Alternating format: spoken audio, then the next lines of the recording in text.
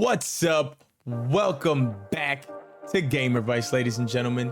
You're here with your boy Hank and my boy over there, Kevin. Kevin, say hi to the people. Hi to the people.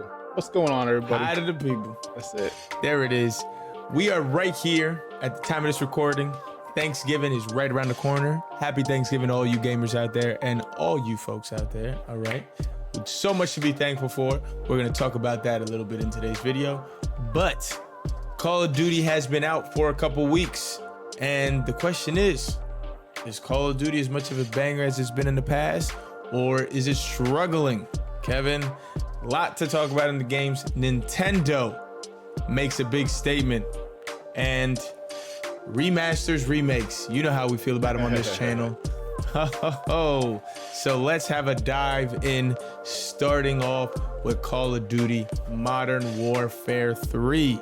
Okay, first time in a while. It's been about 2 weeks, and if you guys have been part of the channel, you've heard me speak on Call of Duty, and if you've seen our friend Logan in the past, I get swayed into buying Call of Duty every year, and I'm not the biggest fan of Call of Duty, but the boys want to play. I'm gonna buy the game and I'm gonna play the hell out of it. It just is what it is, and that's okay. If I know I'm gonna spend time playing the game, that's all good and dandy. But I have held strong since the release of Call of Duty. I have not bought the game. Logan even bought it and tried to get me to buy it. I held firm in my decision, and not only did I hold firm, I think Logan was asking Xbox to return it. I don't know how that went, but neither have 3 out of my other boys that are part of the crew have bought the game either. So is Call of Duty losing its edge? Kevin, what are your thoughts? I don't think it matters, really. I don't mean it like, obviously it matters to them because, you know, money makes the world go around, especially for a company. That's what they're in it for. They're in it to make money. But as far as gaming goes, okay, let's just say that Call of Duty is losing. It looks like it's losing its player base. Let's just say that, this hypothetically. What game are people going to? They're probably going, if anything, they're probably going to another VR game, maybe, right? Apex, Fortnite, they've been popping off lately. I know Fortnite's got new seasons coming up. I know that it seems like the streamers, like the really big streamers, are influencing people to play other games other than Call of Duty. But that stuff usually doesn't last that long. People usually, if you're a Call of Duty fan, if you're a first-person shooter fan, if you're a BR fan, usually those things are temporary, that they go to other games, and then they usually come back to not Fortnite. They come back to Call of Duty. Yeah, well, they have gone back to Fortnite. Everybody's gone back to Fortnite. Yeah. OG season. Exactly. But to your point, because I think I understand where you're going with this, Modern Warfare 3 actually hasn't been selling as well as last year's Modern Warfare, or last year's Modern Warfare 2. So there's a report. This report comes from Eurogamer, and it says that in the UK, the box sales for, and again, this is also, just to put an asterisk on this, this is box sales, so you know, who knows what that means, but the box sales have fallen 25% since last year's. So that's that's a huge dip. That's a big number. That is a big number. The other thing that they reported was that 80% of the box sales were PlayStation and the other 20% were Xbox. That's also kind of crazy to me too, actually. I didn't realize just how many people play this game on PlayStation. The PS fanboys love themselves from Call of Duty, hence the uprise, I think, that we've gotten these last couple months with the Activision Microsoft merger, acquisition, whatever you want to call it. But yeah, with that being said, then no, you got 20% of Xbox people. Do we think a lot of Game Pass members are holding out? Like myself being one of them. Like, I will 100% play that shooter. Like, it's a game because we always play it. But like I said, I know I'm trying to hold strong because it's like, I know I play it and I actually get mad at the game all the time. So why am I giving them my money? That's how I feel. So that's what's keeping me from buying. It's like for my own dignity and sake, you know what I mean? Like, I don't want to give in to them. Hopefully it comes to Game Pass soon. You know, another thing always too is like the holidays. If I can get it super cheap, maybe, and I haven't played anything new, just to get that fresh. Ooh, let's play a new game with the boys. It might force me to force my hand to buy the game, but right now I'm not buying it. But what's even funnier, ladies and gentlemen out there watching, what we haven't told you is that man Kevin on the other side of the microphone. Yes, sir. Has bought Call of Duty, and he's not a big FPS shooter guy. I'm not. And he was swayed by one of our other friends who was a guest speaker here, Brett, the other in one of our episodes, our other friend, who did buy the game, who's still trying to sway me. Yeah. But Kevin, tell us about your experience with the game. I really enjoy it. Here's the thing. The reason why I got the game was for the zombie mode. So there you go. It's very specific, because if we're talking about the multiplayer aspect of it, they still haven't fixed skill-based matchmaking. They actually did a AMA on Reddit and Ask Me Anything on Reddit, and I think they did it for like 2-3 hours, and people asked them about skill-based matchmaking. SBMM. What's going on with this? This needs to be fixed. All you can do is play the meta weapons, and if you don't, you get screwed over. You can't play with your boys because if the skills is too big of a gap, you get screwed over. What's going on? Why is this so difficult to grasp? Why isn't this getting fixed? Why isn't it getting tuned? And they didn't even respond to any of those questions. They actually skipped over all the skill-based matchmaking questions. So that to me says they either don't care or they only have bad news to share. That's why they didn't share it. Yeah. But as far as my experience for the zombie mode goes, it's great. I like it a lot. I enjoy it, especially you get you get at least one other person with you. That game mode is actually pretty fun because they changed it up now that the zombie mode is basically like the BR map but with zombies. Okay, very interesting. Didn't know that because I've loved myself some zombie. That if there's one thing I've always liked in Call of Duty, it's the zombie mode, and I've gotten into it multiple times, trying to finish the maps and all that stuff, getting crazy with it. But good, that means that you'll get it this weekend. Perfect. This weekend, Black Friday sales. Let's go. I'll get it. Call of Duty sell for $20. All right, okay. Now skill-based matchmaking. You touched on it a little bit. And this one I find quite interesting because when I see skill-based matchmaking, it's mostly because I'm on Twitter, right? Yeah. Or something. And I just start seeing everybody, let's go, man. And then we normally look, ooh, who said it? Oh, look, ooh, this person, ooh, blue check mark from before blue check marks before people start paying them. Ooh, streamer. The people pushing it. Now, there are definitely gamers who don't enjoy skill-based matchmaking. Yeah. But the ones who be throwing the biggest hissy fits are clearly streamers or big gaming personalities. And I kind of think it's funny. All right, my biggest thing is the cheating. I can't stand the cheater when you get into things like that and it just feels like people are cheating. The skill-based matchmaking, I understand the argument. Like, I can understand both sides of it. It's like, yeah, sometimes you want to chill back and play, like, blah, blah. But it's just funny to me, the people that complain about it and they're like, look, I play 3 lobbies where I'm killing it, and now all of a sudden I get in a tough lobby for like 3 games then. So it sounds like they're basically saying it's like sometimes you get easy lobbies, and then you can go 5 games with some sweaty lobbies. But it's also funny because these are the people that stream and everything, which they might think they're not, but they are the sweatiest because they're trying to perform for people, and that's why they're mad because now they don't look as good to their viewers or they can't make clips. And I just feel like that's where a lot of it comes from. So to me, it's just like, yes, do you want to be able to actually get in a lobby where it's literally just all ranges and levels? But then the people that complain about skill-based matchmaking like that too is just like the people at the top because they don't like sweaty people. Think about the people that suck at the game then that are technically, if it wasn't a skill-based matchmaking lobby, they get put with always somebody. There's a high chance of really good players being in the lobby. They're just going to continue to get smacked. Yeah. And that's not fun. So like I said, there's pros and cons to both sides. Yeah. I just think it's kind of interesting and funny how it is always a discussion, but the people that complain about it the most are the big name guys, or the ones that I guess I see mostly because they're getting retweeted and pushed out more.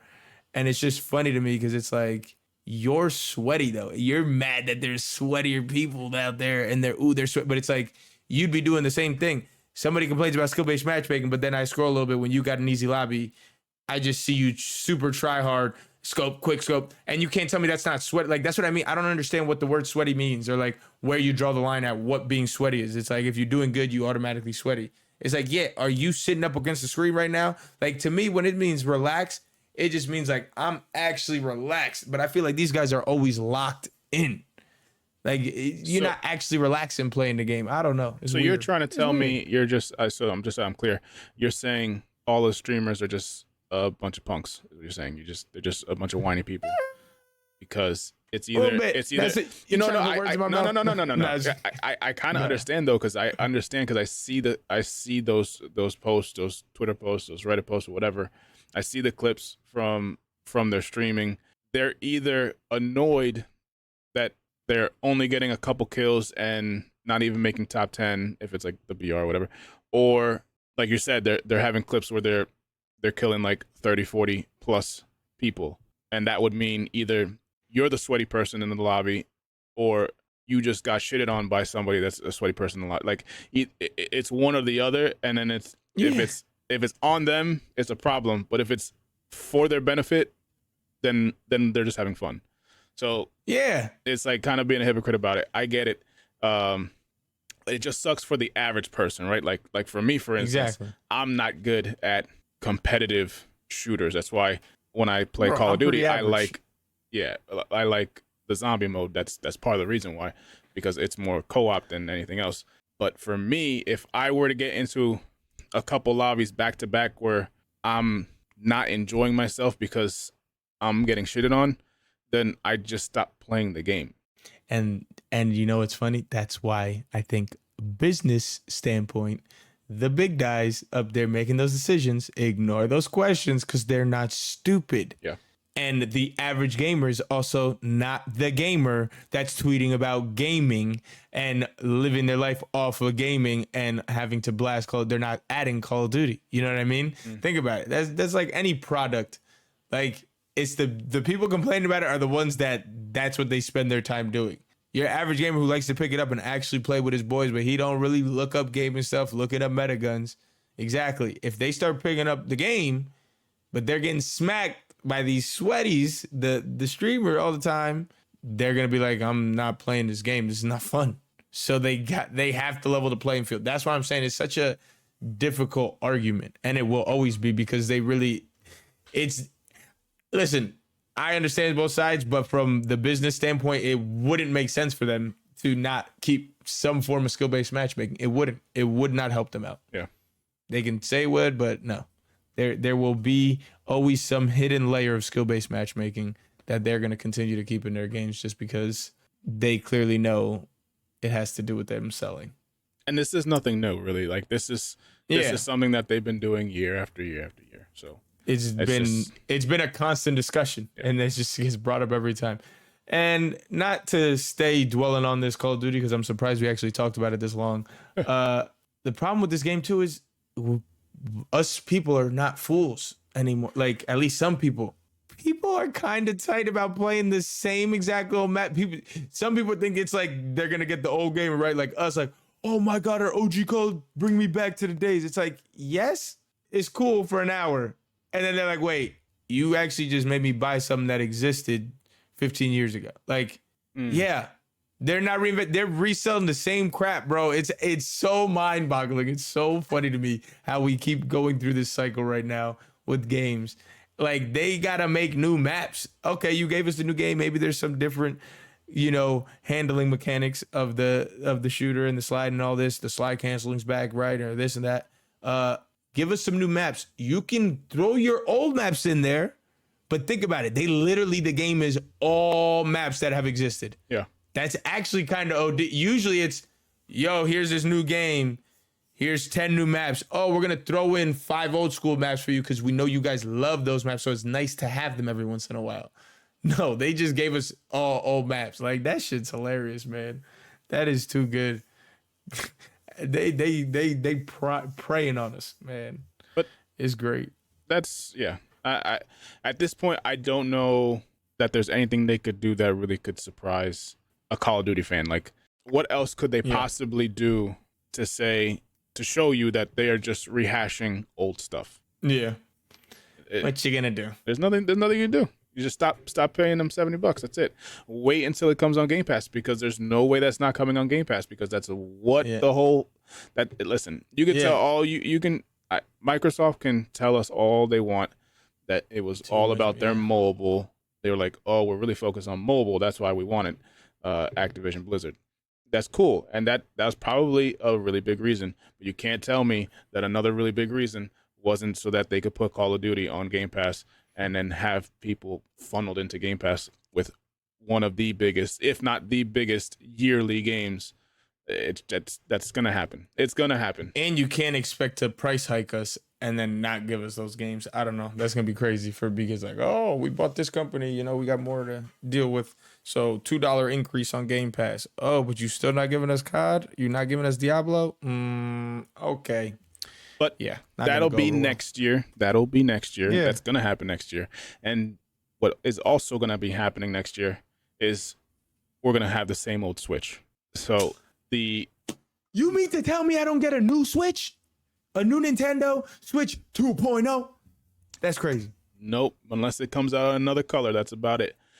Nintendo is locked into still entering their 8th year with the Switch. They are going to continue to release new titles and continue this business model of not doing a new console every 7-ish years. They're like, we're just going to continue to release content for this console. And I don't know anybody who is happy about that. I mean, the only people who could be happy about that are just people who just don't want to spend. I guess, right? Like, the people who don't want to spend extra money, they already got a console. They don't even care. They're like, it still works. Like, you know, they're like, it still does what it's supposed to do, which is true. But at the same time, it's one of those things where technology advances, everything is advancing, and then you got the Switch. They're trying to evolve games. The games are advancing. Hence, the hardware is not good enough for the new games they're advancing. That's the issue. Is what it is. I think I saw no issue with the games they were. I think I saw a screenshot. I don't know if it was a screenshot or like a really short video of Hogwarts Legacy on Switch.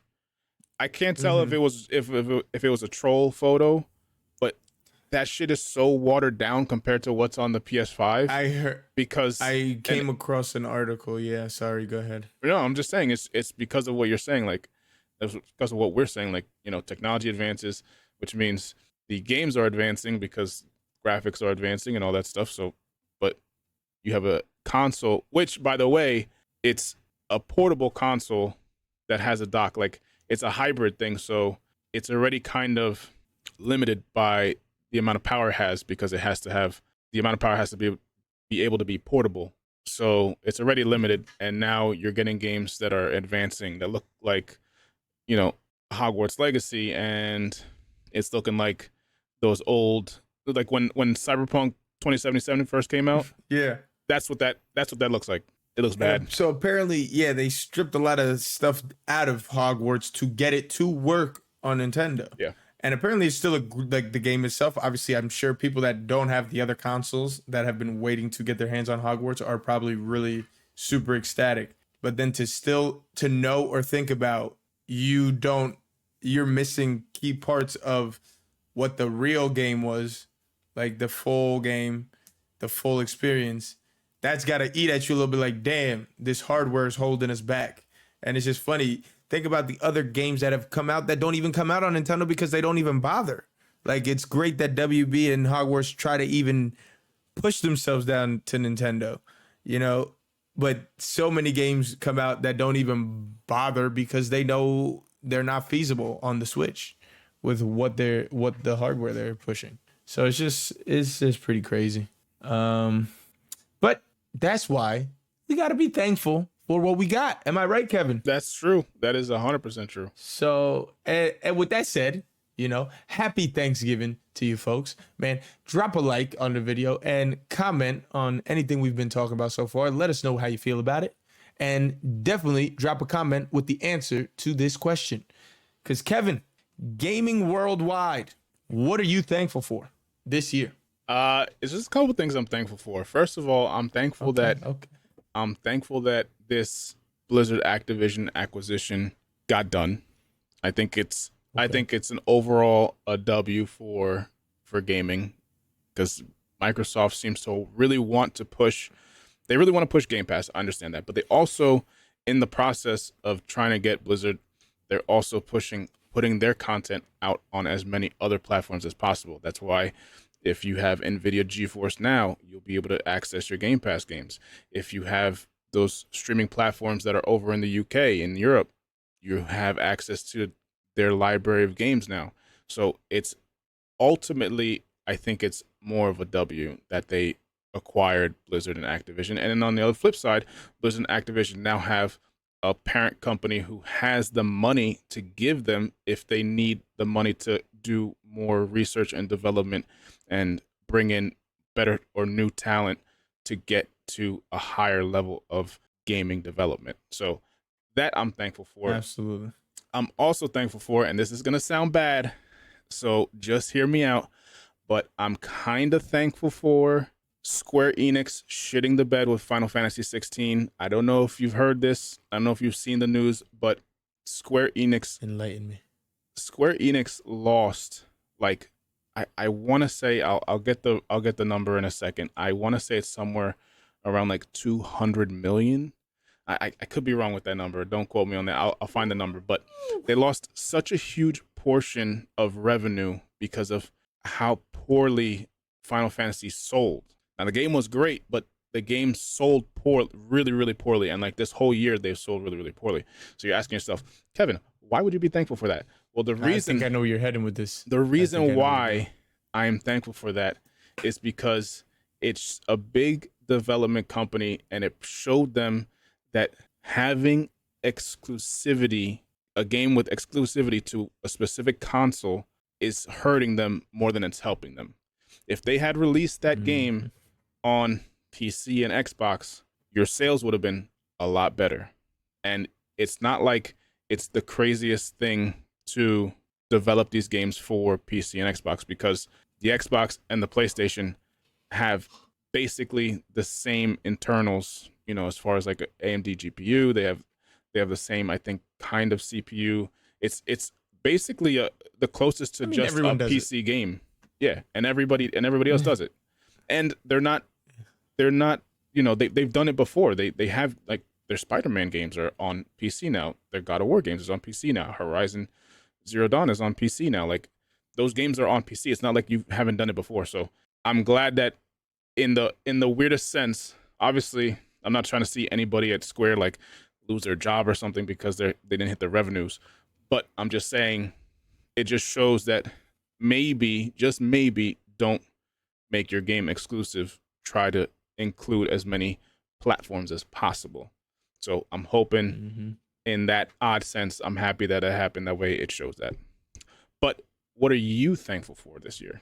I'm going to get cheesy here.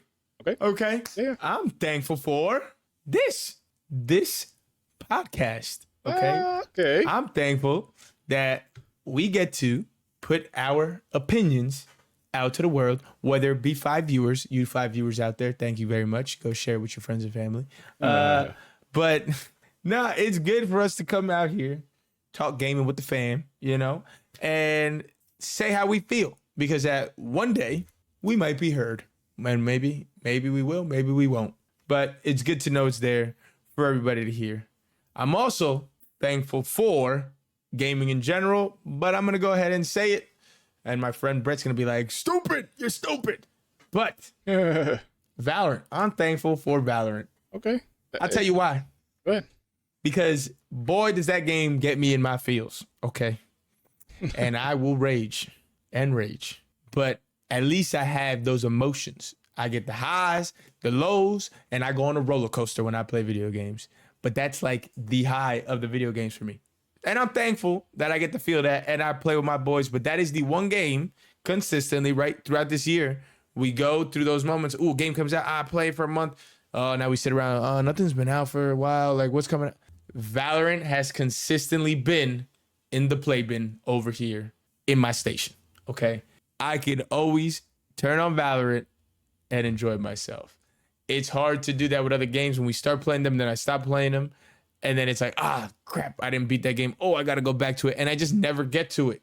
Yeah. But because it's like a multiplayer game, it doesn't feel like it's progress tied to it. It's just like, pick it up, play it. All right, put it down. I don't touch it for another month or two.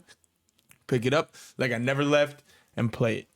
I love games like that. And speaking of games like that, I feel like in the past, we used to have that kind of thing going with games where they just, or maybe I just want the nostalgia of old games, even though I talk about how much dislike I have towards remakes and remasters. I'm just curious, Kevin, what game would you like to be brought back to life in a remake, remaster, or what game that disappeared for 10, 15 plus years would you just want a sequel to that we bring back to life in that sense? Okay. So I actually have two. I got two games that I can think of that fit that. And I actually think they're from the same console generation. I think they're both from the Xbox 360, PlayStation 2 consoles.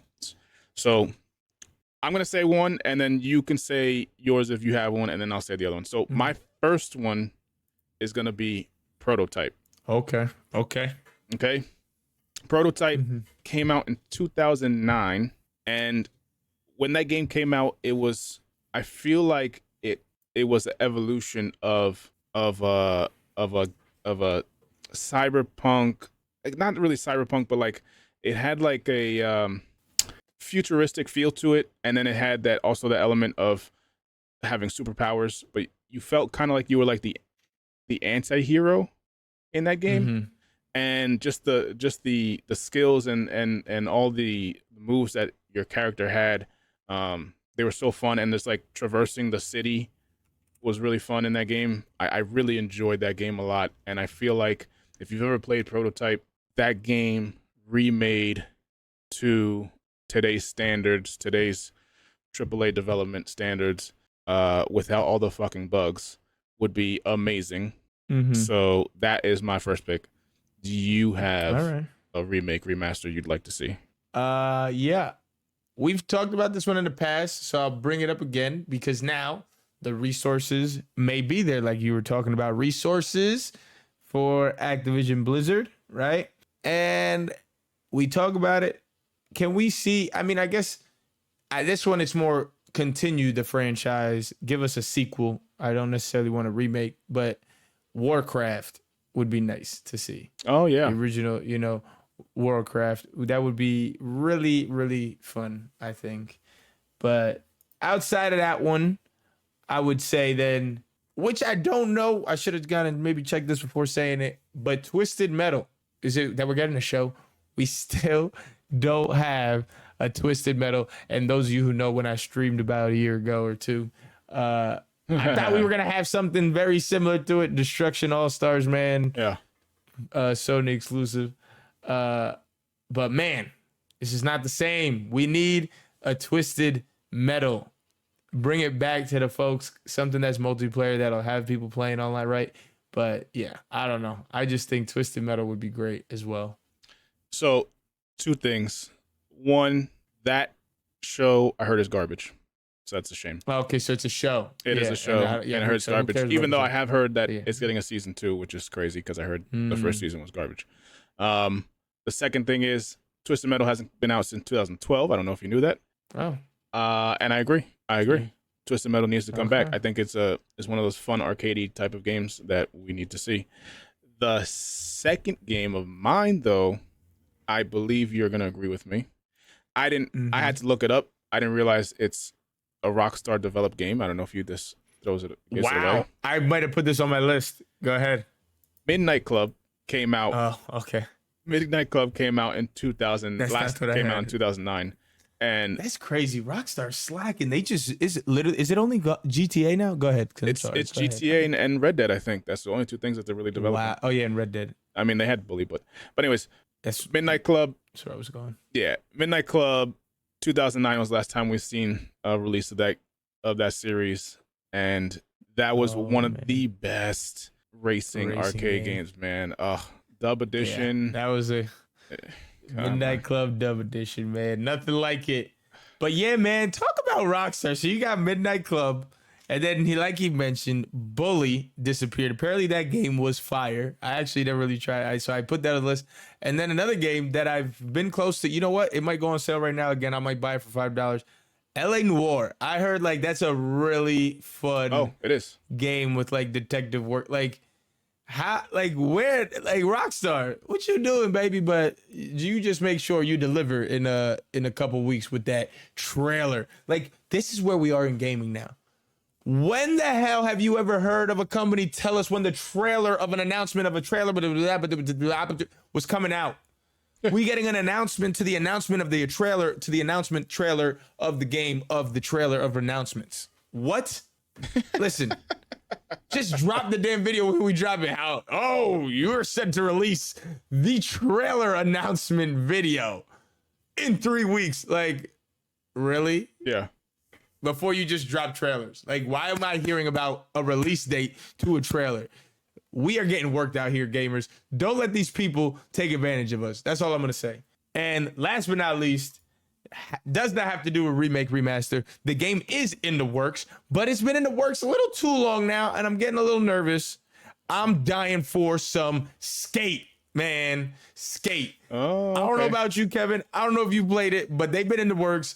They was like doing a lot. Now it just seems like they're very quiet, bro. You get a tweet from them once every 4 months, and it's like, whoa, like where's the communication here? They're like in the alpha/beta. I don't know. Yeah. But Skate, man, Skate 2, Skate 3, straight fire. Like technical, good controls to skating games, man. Those are some good games, man, and I like myself some skate. So, and it's so funny because it's like I don't skateboard. You'll never catch me trying to skateboard. I thought you were gonna say two things. I thought you were gonna say NCAA, but I guess you know that that's coming out. So yeah, that's coming out. Yeah, so, that's coming out next year. And then just to go back to what I was saying to clarify, Square Enix lost 30% of their stock share. Their stock fell 30% from its peak this year. They wiped $2 billion off of the company's market value. $2 B with a billion. So not 200 million. I thought it was 200 million. It's 2 billion. 10 times more that, you know? Times. Yeah. So that, and they say it's because of underperforming games, like underperforming selling games like Final Fantasy 16, and I think That's Guardians sad, of the Galaxy, I think, was in that fiscal year. So yeah. Guardians of the Galaxy was a great game. Oh my god. Yeah. That was them. That was Square Enix. Mm-hmm. I believe so. Oh wow. Anyways, people, we hope you enjoyed today's video. We hope you a happy Thanksgiving. Yes. Go shop those gaming electronic deals. Black Friday. I wish we could give you guys a sponsor, but we're not sponsored yet. So you sponsors out there, we got a lot of viewers, even though I talked about 5 viewers not too long ago. those 5 viewers give count. us some codes. Yeah. Okay. Those 5 viewers count. And we need codes. All right. Anyways, drop a comment, like the video, share it with your people. You already know what it is. GAMERViCE, giving you all the vice you need. We'll catch you in the next one. Peace.